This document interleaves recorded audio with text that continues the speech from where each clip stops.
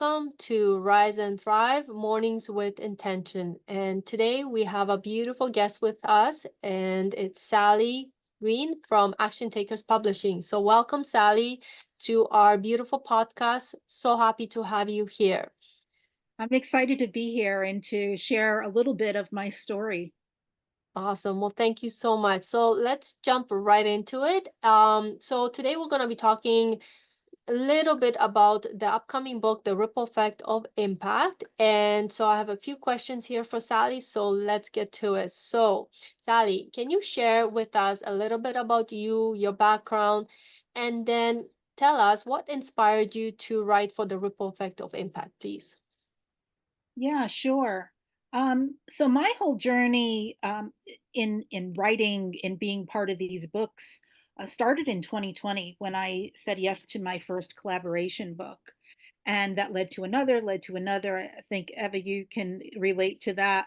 And now I've been in 22 of them, and I work for the publishing company. I just loved being part of this, and I'd always wanted to be a writer. And so this was right in my wheelhouse. And so saying yes to being part of Ripple Effect was just came naturally for me, and it was just part of of my story. And I loved the story that I shared in the book. Wow, that's amazing. Thank you so much. And what is the core message you hope your readers will take away from reading your contribution to the book? Yeah, well, I talk about the power of saying yes. I start, and you'll have to go in read my chapter, but I talk about how when I was 25 years old and I was sitting in church one Sunday, and the pastor asked if that they were mentioned that they were looking for a Sunday school teacher. I had never taught. I always loved kids, but I I wasn't a teacher, and I had no religious background. I I didn't even know any stories in the Bible, but I had this nagging voice in the back of my head telling me to teach.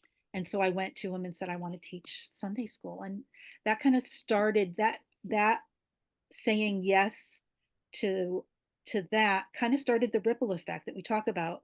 And that led to then me leading a youth group years later. And that led to me taking a course on how to speak in front of people uh, and writing sermons and getting up and speaking. And that led to me saying yes to my very first collaboration book and now working for the publishing company. So those yeses, the power of saying yes to that inner voice, that inner thing that tells you to do something, even when you think maybe you're not qualified to do it. Uh, in stepping outside of your comfort zone and doing things that scare you a little bit is what's going to cause those ripple effects in your life, and it's what's going to make your life more fun and interesting, I think. Wow, for sure. And also shows others that, saying yes to possibilities does open a lot of new doors, right? And it may not always be, 100% what you're looking for, but then you say yes to another opportunity and it might be exactly what you're looking for. Sometimes it takes a few tries. I know it's happened to me a few times, but eventually you're like, you align 100% with something. It's like, that's it, that's the one thing I really want to do. So I totally understand. So that's so beautiful. Thank you. On personal growth, how has writing for this book impacted you personally and professionally? Yeah, well, this whole writing journey has been just that. It's been a journey. It's been a growth process for me. It's been a chance for me to step out of fear and to do things that I want to say before I started writing, um, I would have quit a lot of things. And so that act of being almost defiant and saying, you know what, this is hard. I'm doing a lot of hard things, but I'm not gonna quit, has been kind of a driving force in going forward. And so this active writing and writing these chapters in these books have really propelled me forward and have helped me to grow as a person and to, to grow my audience, to have people uh, and have that authority, I guess, in what I do, because I'm a published author. People kind of look up to you. You have that title now, as you're a published author, and people want to have you on their podcasts, right? They want to have you on their shows, they want to have you speaking at events.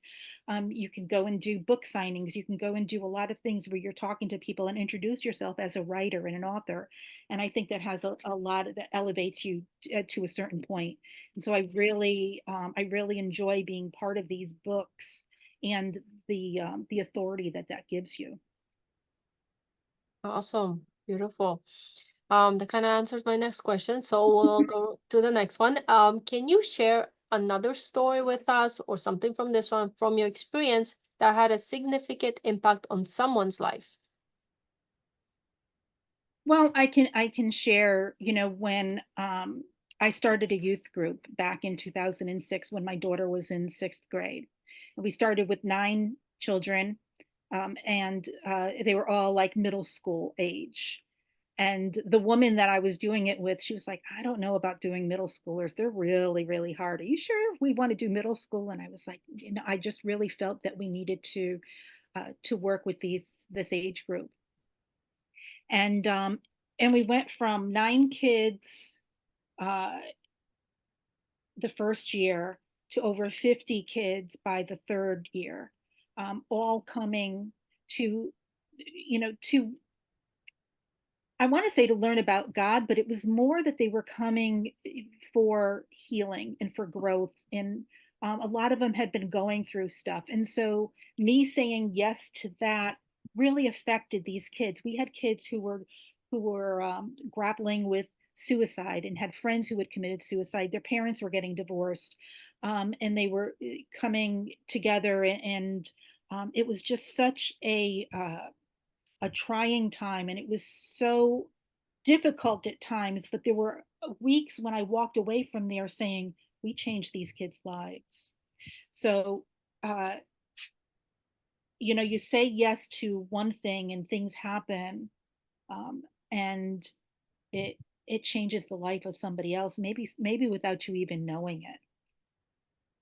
Yeah, that's right. And sometimes you just don't know. Like I remember when I went with World Vision Canada in 2005 to El Salvador, and I went there because I really wanted to see what it's like and help and build homes. At that time, I didn't know, but it was part of the project. And I went there and just seeing the communities and the children and the smiles, it really does something to you, inside. And here we're going thinking, oh, we'll change their lives, but they're also changing our lives, in ways we sometimes don't realize right away. It could take months sometimes, And I remember this one girl, Edith, and I sponsored her right on the spot. I was so like inspired and, in the moment. And you just take it at its best and go with it. You just flow with it naturally, right? And you just never know where it's going to take you, the journey. And I always thought, I was like, what can I do, in life that I can help others, and I sat on it for, I think, over a decade. I'm like, what can I do? What can I do? So all of a sudden the opportunity came up because I was ready for it. I became a coach and now write for collaboration books. And even though I'm like, oh, maybe sitting there, no, actually people are picking up, reading it. You may never find out how much it's affected them or impacted them, but you know, it doesn't matter. It's out there and it's helping people. And sometimes, that's better than anything else out there. So I feel we are so, so lucky to be able to do this and spread the ripple all over the world, not just in one little corner. It goes beyond that, right? So, Yeah. And I love that because it's not just it is the ripple effect, and it's something that you did back years ago that is still affecting people today. And that that child, because of what you did to have them in a better house, had lived a better life. And so there is that ripple effect that maybe you don't even think about, you don't even know about. Um, you smile at someone in the store and who's having a really bad day, and they walk away from that feeling a little bit better. And so there are ripple effects of your actions that affect other people. And sometimes you don't even realize the effect that you have, or the what it is that you've helped someone else to get through. Exactly. Yeah. Same with the kids, like today you help them and later on they'll remember. I was like, I remember that lady, Sally, she helped me. Now I'm gonna pay it forward, right? So you just don't know how far it's gonna go. That's amazing. What advice would you give to someone who wants to write and create a meaningful impact? Yeah, writing has always, for me, I've always been a writer, and I know I talked to Linda, who's the our our CEO, a lot, and she was never a writer. And so it's funny the way that life works. I want to say, but um I would say, to just, if you have a love for writing, to just write. And it doesn't need to be perfect. In fact, a lot of times it's not perfect, and a lot of times you can just sit down and write things just to get them out of your head. If you're struggling with something, just grab a pen and a piece of paper and just write it out, everything that's in your head, everything you're thinking about, everything you're going through. And just the act of writing it kind of helps. You don't even have to show it to anybody. You don't have to publish it. You can just wrinkle it up and shred it up and throw it away.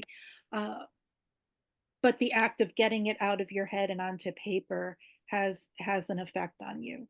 So I would say, get it out, and if it's good, and it's a great story, and it's something that you want to share, then reach out to me. I would love to publish you in one of our books. Exactly. That's exactly it. Like sometimes you never know. You write something and then you look at it and it's like, wow, that is actually good. And then you never know where it'll take you. Hey, could be next big movie, right? Yeah, yeah, and Yeah. it's funny, I've been part of a lot of these books, and every time I write a chapter, I'm like, "Wow, that was the best chapter I've written," and, and then I write the next one, and like, "That one's even better than the last one. I love this story that I wrote," so, you get better as you practice, you get better as you keep doing it. So, at the beginning, my stories and the way that I wrote was a lot different, and I've perfected it over the last, 3 plus years that I've been doing this. And so, that's another thing is, that practice, and helps you to get those creative juices flowing, and helps you to start writing better. Yeah, exactly. And I felt like a deer in the headlights when I did my first one. I'm like, oh gosh, I read it, I'm like, oh, and then the second one was okay, I posted a little bit better. The third one's like, I think I'm getting this. This is good. I'm getting better at it. So of course, the more you do something, the more you're gonna get better naturally, right? And yeah, just go out there and do it, right? Do you have any daily practices or routines to help you stay focused and motivated?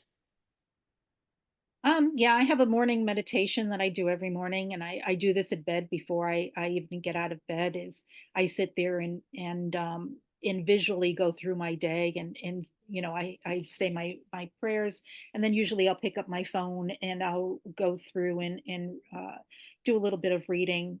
But I think that act of visualizing the day, and um, is it helps me to get through the day, because I'll know, okay, that I have these meetings today, and this is what I'm going to do, and I need to have all of this done, and I'm going to do this first and this first, and I go through like this little my whole day in my head before I even get out of bed. So I visualize what's going to happen before it happens, and that helps me to number one, plan my day, and number two, it helps me to see any pitfalls or anything, any stumbling blocks. And it doesn't always go as planned in my head. There are times things that come up unexpected, that happen.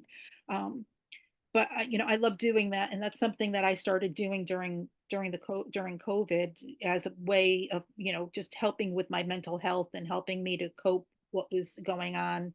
um, and it's something that I enjoy doing. So it's that active visualization and meditation and prayer that I do each morning.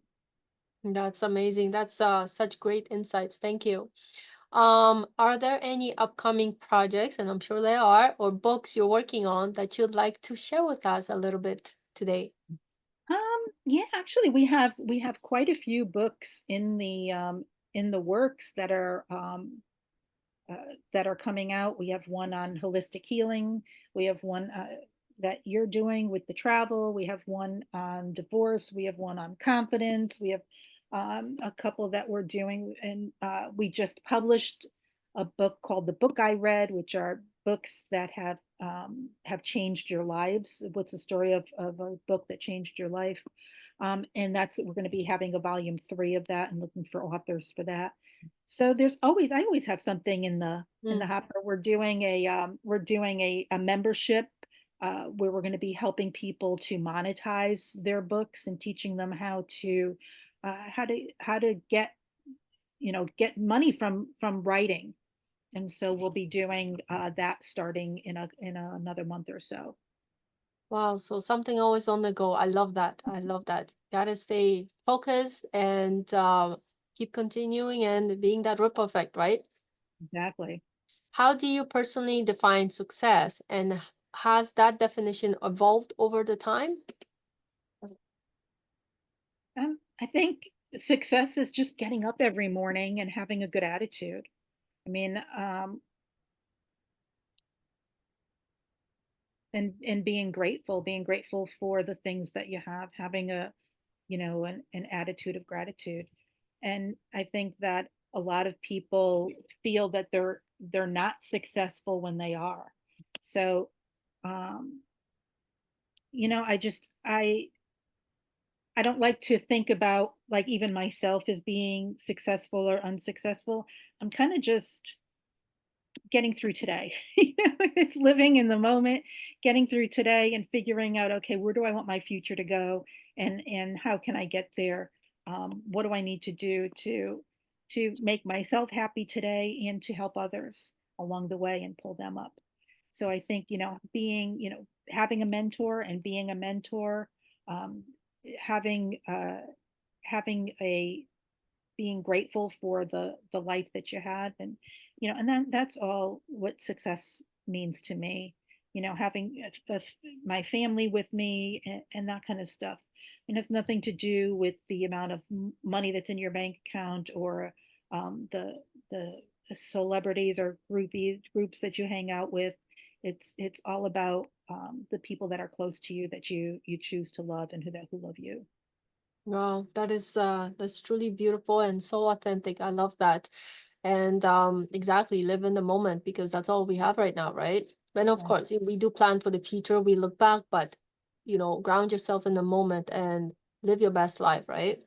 Yeah. So our podcast is called Rise and Thrive: Mornings with Intention. What does this title evoke for you? And how do you see the importance of starting the day with intention? You kind of mentioned a little bit earlier, but let's wrap it Yeah, up nicely.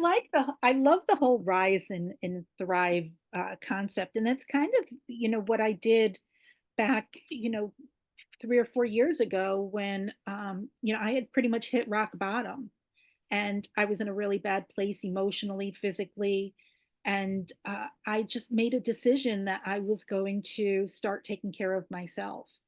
And so I started eating healthier and and taking online classes and that kind of stuff. And that's what led me into the writing and the book publishing. But it was that rise and thrive. I was going to stand up. I wasn't, I knew that if I had stayed in the state that I was in mentally, physically, emotionally, spiritually, that I would get to a point probably very soon that I wouldn't be able to pull myself out of. And so I had to stop myself and I had to say, you know what, I need to rise, right? I need to do something different because what I'm doing isn't getting me anywhere. And I made that decision. So it comes down to, stopping, realizing where you are, making that decision and rising and taking action. rise could be just the same as take action, right? Do something different than what you're doing. Start eating healthier. I turned off the TV. I blocked every single news station from my phone. So I was like, you know what? I don't need to hear anything negative right now. I just need all this. I need positive energy. And so I started taking online classes. I got into with some amazing, amazing people online and started showing up at their masterminds and started taking courses from them. And that changed my life. And so it was that act of rising and thriving and saying, you know what, I want to do something different and I'm going to do something different and taking the action and doing it. That is so beautiful the way you said that, because and it's funny because I kind of did the same thing like 3 years ago, 2021. I took Bob Proctor's coaching. And then I told myself too, like, you know what? If I want things to change, I got to do something about it. And I also like people laugh at me sometimes, but it's like, that's their opinion. But I also like, I used to watch TV like so much, like, oh, this show, that. And then all of a sudden it was like a 180. I said, no, I'm not watching TV, and I think I watch TV maybe once a week because, it's not about that, I still pay attention to what's going on, but it's more important for me to join mastermind groups in my circle, the people that have similar mindset, because I want to go out there, thrive, do things like even 3 years ago. Did I ever think I was gonna be international bestselling author? Not once, but twice already. No. Did I think I was gonna be no, like I didn't know, but I stopped and I made the decision that going forward I want to do so much more. I've always been a go-getter, but it was more of traveling, doing other things. And then, first time I kind of went into deep personal development on a deeper level and going out there and doing what I truly want. So I think it's so important to, I mean, it doesn't have to be a forever thing. We still, you need to know what the weather is going to be like, all that. But I value my life much more nowadays than I think I ever did before. And joining those groups, the masterminds, people with similar interests, I think it's so, so important because this is what propels us to grow even more and go after our dreams and do so much more because life is so short. Like, like you blink and it's like, where'd the 5 years go? Where'd the 10 year go? Right. So I feel that is really important. So, thank you so much, Sally, for sharing. This was truly amazing and uplifting. Is there anything else you'd like to add? The only thing I want to say is, and I kept thinking about this when you talked about being in the collaboration books. One of the things I like to say is that these multi-author collaboration books and being part of this world is like opening a bag of potato chips. You can't stop at just one. You get Yeah, so I loved that. sharing your story and putting it out there that you want to just keep doing it again and again and again. So Yeah, I laughed at that when Linda said it in the first couple Zooms I was on, and then I was hooked before I knew it. So yeah, it's so true. It's so true.